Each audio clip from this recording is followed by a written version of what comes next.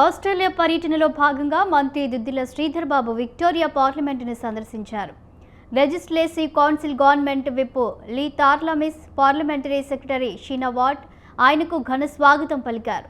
ఈ సందర్భంగా legislative procedures, parliamentary governance, public accountability తదితర అంశాలపై సుదీర్ఘంగా చర్చించారు. శాసనాల తయారీలో పౌరుల భాగస్వామ్యం పెరిగినప్పుడే పారదర్శకత, జవాబుదారీతనం పెరుగుతుందని మంత్రి శ్రీధర్ బాబు అభిప్రాయపడ్డారు.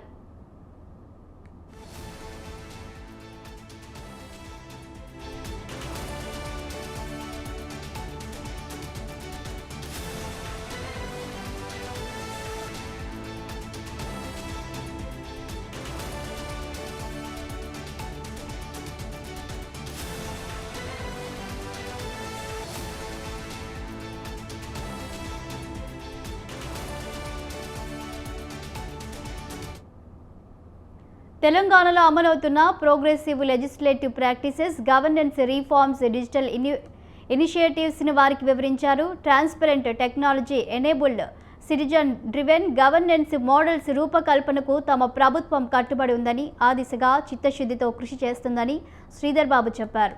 తెలంగాణ, విక్టోరియా మధ్య ఇన్స్టిట్యూషనల్ కొలాబరేషన్ను పెంపొందించేందుకు చొరవ చూపాలని కోరారు.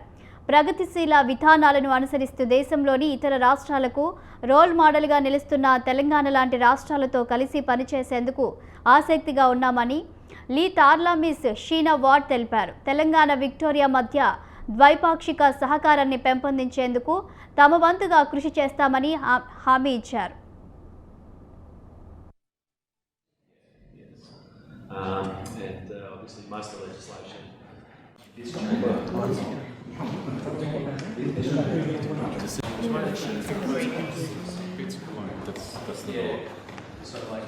That's the